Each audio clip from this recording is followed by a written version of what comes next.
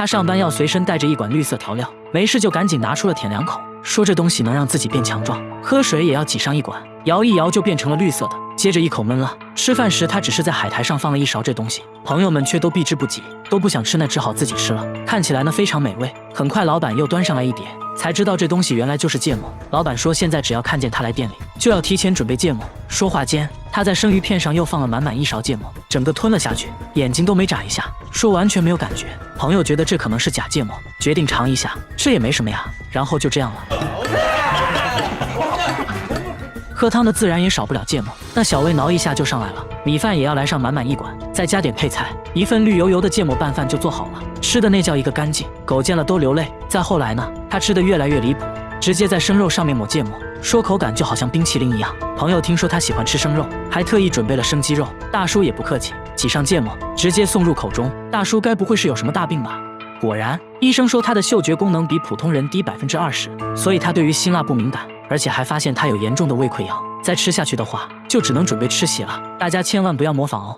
大姐是吃鲱鱼罐头长大的，什么臭她就吃什么。她尝试过吃屎，但是不喜欢啊，因为不够臭。臭豆腐只能算是小甜点。下水道的气味对她来说，那就是新鲜空气。和朋友聚餐，朋友想要挑战一下，夹起一块鲱鱼，刚放进嘴里就止不住的呕吐，她却什么都感觉不到。不一会儿，自己就干完了一盘鲱鱼。大姐现在最爱吃的却是鳐鱼，因为鳐鱼比鲱鱼还臭10倍。节目组邀请了几位鳐鱼爱好者来到鳐鱼发酵车间，门一打开，一股比下水道还要臭100倍的味道袭来，怎么给你形容呢？狗闻了都嫌臭，熏得眼睛都睁不开。其他人纷纷败下阵来，大姐却直接贴着鳐鱼闻了起来，越闻越上头，好想吃一口。不仅如此，大姐生活中也是处处重口味，做菜要加5勺盐，半斤辣椒面，这样吃起来才有滋有味。那她为什么会这样？她却说其实自己闻不到任何气味，冰箱里的食物坏没坏，自己也无法从气味中分辨，只能尝了才能确定是否过期。因为闻不到任何气味，也让她暴露在危险中，天然气泄漏自己也毫无察觉。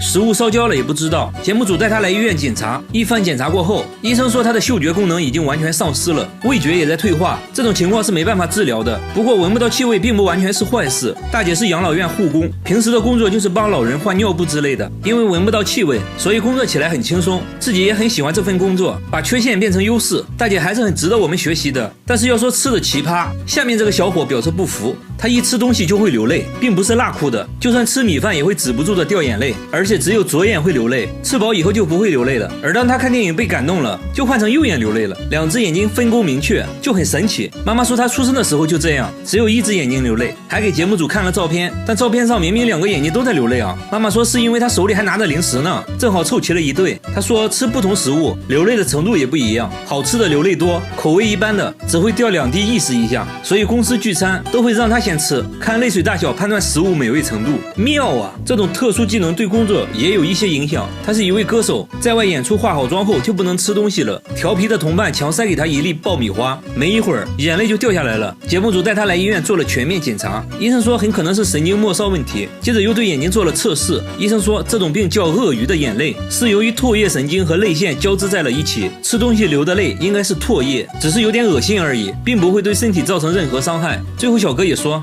不是什么大病，我就放心了，以后准备去演戏，会把缺陷变成优势，哭戏一定会演得很好。好了，我是岳贝，关注我，每天一个迷惑行为大师。这是一种比鲱鱼罐头还要臭的食物，一般人闻一下就会吐，他们呢却爱到不行，平时都舍不得吃，只有招待客人的时候才会拿出来。记者尝了一口，反应非常真实。这种食物呢就是蓝纹奶酪，蓝纹奶酪。这家意大利工厂仍然使用古法制作，能动手的尽量手动完成。每天早上农场都会送来新鲜牛奶，一开始呢就要把凝乳酶和霉菌加入牛奶中，大约20分钟内牛奶就会变成凝乳，看起来呢像一个巨大的豆腐脑。工人用特制的工具把它分割成小块，接着呢把这些切好的小块装进圆形模具中，每个桶上都有编号，这相当于它的身份证号。接着把模具放置在温暖潮湿的环境中，每个模具每天都要来回翻转4次，来帮助凝乳沉淀。静置1夜后，奶酪成型，开始腌制。机器会在奶酪表面均匀撒上1层盐，随后呢再次送入储藏室。储藏室里温暖潮湿，这有利于奶酪中的霉菌活动。质检员会随机检查发酵情况，一般经过3天左右，就需要把它们转移到冷藏室中。在这里，每一块奶酪都要被扎上100针，这是为了让氧气进入奶酪内部，使其长出标志性的蓝色纹理。时间是制作这道美食的关键。根据口感的不同，奶酪要在冷藏室待上2到3个月，直到表面发霉变臭。质检员把洛阳铲插入奶酪，轻轻转动就可以把内部的奶酪带出来。通过气味和口感来判断奶酪是否发酵完成。2个月的蓝纹奶酪还比较柔软，味道呢类似3天没洗的臭袜子，一般人都比较容易接受。放置3个月的奶酪就已经变得很硬了，内部的蓝色纹理清晰可见，味道呢也凑得很正宗。记者忍不住尝了尝。成熟的蓝纹奶酪是高档餐厅必不可少的美食，吃面的时候来上一点，臭烘的得劲儿。这是一种用脚踩出来的酒，好不好喝全凭脚法。这个印度家庭作坊仍然使用古法酿酒工艺，生产过程呢一言难尽，竟然还需要蚂蚁的帮助。这种酒呢就是腰果酒，也叫芬尼酒，不是很干净，但是很香。每到腰果成熟的季节，他们每天都会去捡掉落的腰果，收集完成后需要一个个的取出种子。这种生腰果可以卖给工厂进行烘烤加工，就成了我们平时吃到的干果。剩下的果肉呢就用来制作腰果酒。第一步榨汁，这是个体力活，需要家庭中的男性完成。大叔穿上裹满泥浆的靴子，站在里面就是一顿猛踩，看似杂乱无章，其实是他的独特脚法。他的脚步又快又密，保证每一颗腰果都能充分享受到足底按摩。雨靴上的泥巴很快就被果汁洗得干干净净，就这样一搅一搅，果汁混合的泥水以及汗水流进了容器里。之前他们也尝试过用其他方式榨汁，但最终发现还是用脚踩的好喝。其实呢，现在好多了，之前都是光脚踩，据说呢会有一种独特的风味。为了尽可能的榨干果汁，他们还会把果肉堆积在一起，用绳子绑起来，然后在上面压上几块石头，就这样静止一夜，挤出最后一滴果汁。剩余的果肉残渣就会拿去喂牛。收集到的果汁要先用纱布过滤一遍，去掉大块的果肉杂质，然后呢将果汁静置发酵2-3天，直到发黄冒泡。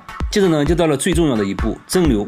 把发酵好的果汁倒入锅中，锅上面再套上一个桶，随后呢用泥巴封口。这些泥巴也不是普通的泥巴，而是来自附近的蚂蚁窝。这些泥土呢粘度大，有很好的密封性。接下来就是加热蒸馏，这一罐大约要持续加热8个小时。蒸汽通过管道进入装满水的水箱，冷却后的蒸汽就成了酒。不过现在的酒精含量还比较低，他们会将其重新倒入锅中，然后再蒸馏7个小时。就这样，经过多次蒸馏，就得到了腰果酒。腰果酒的酒精含量大约在40%左右。他们还会通过观察酒花来判断腰果酒的品质。